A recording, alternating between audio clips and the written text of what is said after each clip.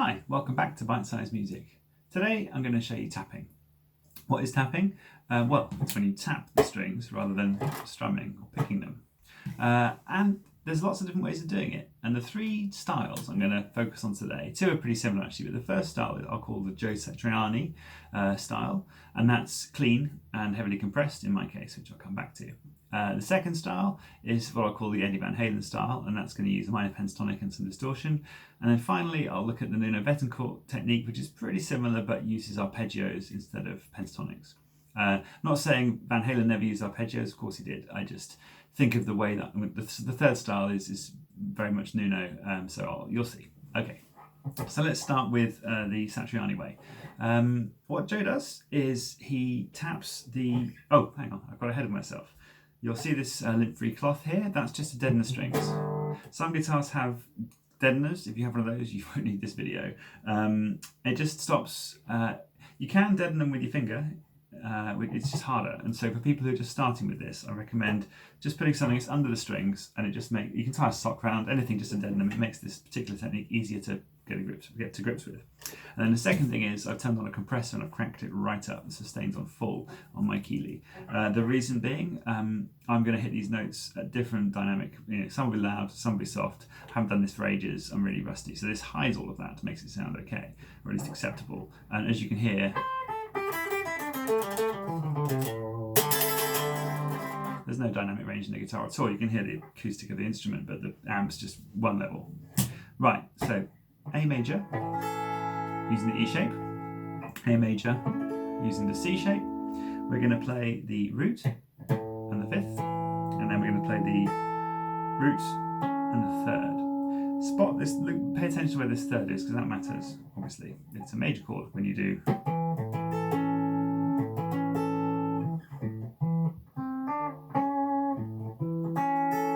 It's kind of that shape. Just playing, but we're doing it.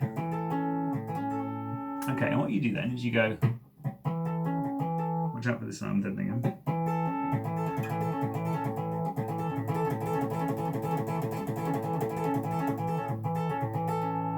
And that's the technique. You can move this shape up to one based on the D string, using the A shape and the E shape. Now your third, same finger, it's now here on the 11th fret of the G string in this case. So now we're playing a D major. Could also just go up and play an E major.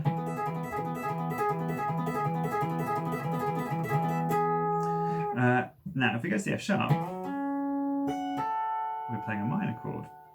So we're now basing on the E minor shape and the A minor shape. And that shape can then also be moved down to get a C sharp minor in this case, which is based on the C minor shape up here this time with our minor third, and obviously the E minor here.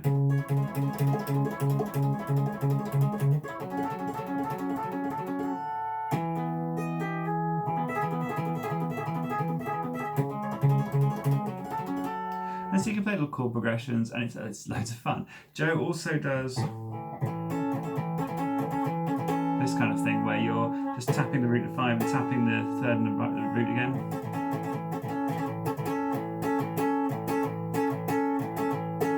Which is great fun. What you could do as a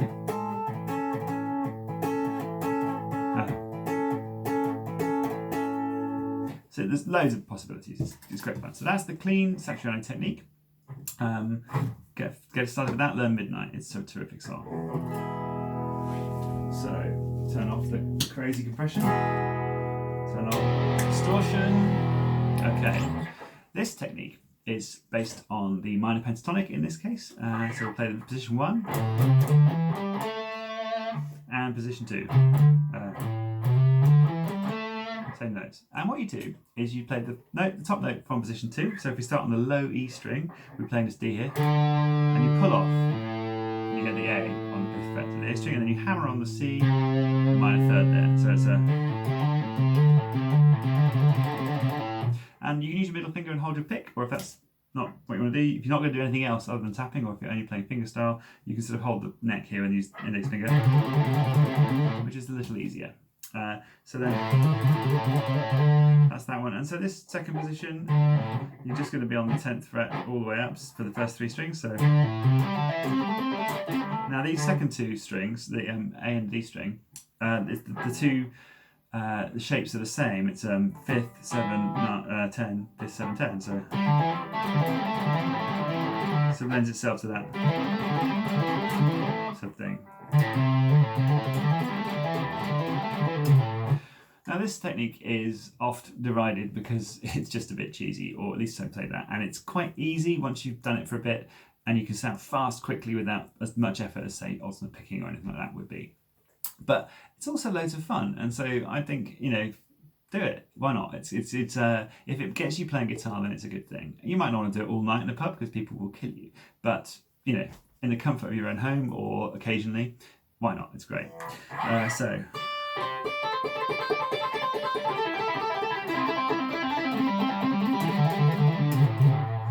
There's the whole thing, and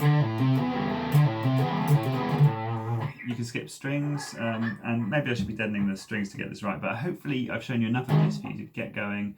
You obviously, usual rules apply. Use a metronome, make sure it sounds good before you go too far. Try it with less distortion to make sure you can actually do it, and all of that stuff.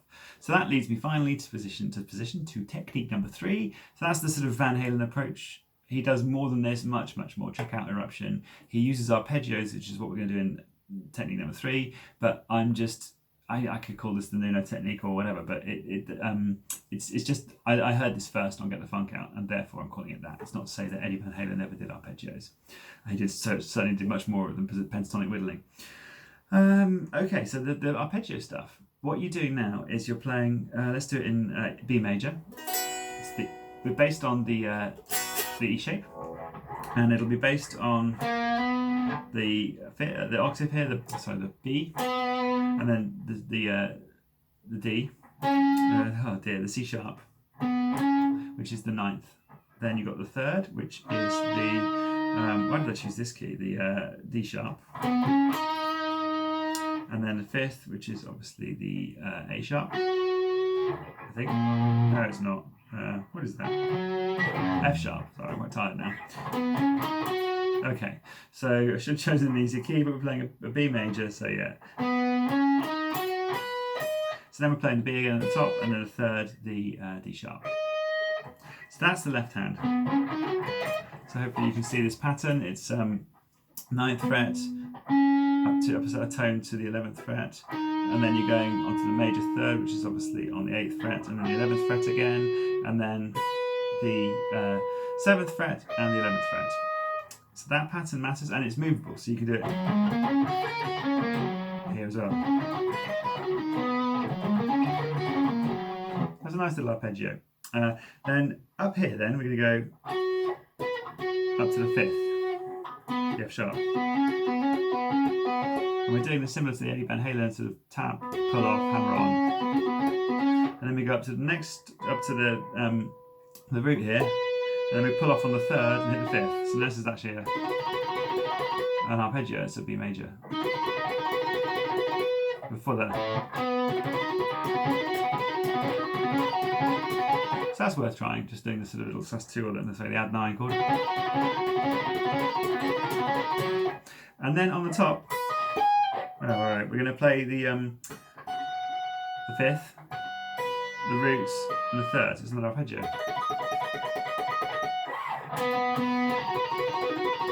So it's an inversion of this.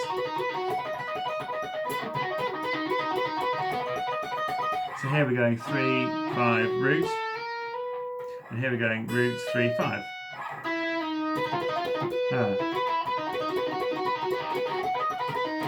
And then the whole thing, the riff is.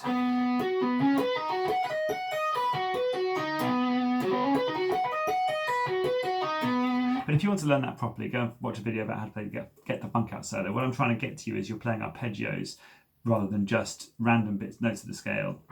Well, not random, but adjacent. It's a more thought through pattern, if you like, and it's movable, as I say.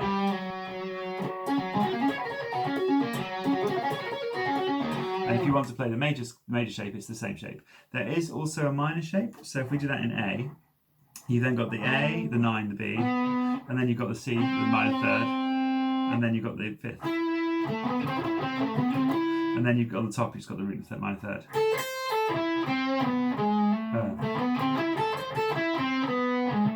That's the left hand. And then up here, if you think about the A minor here, it's kind of 5th.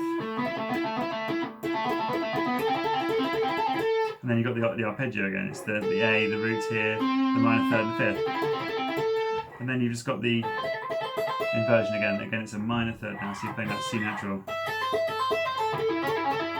Not.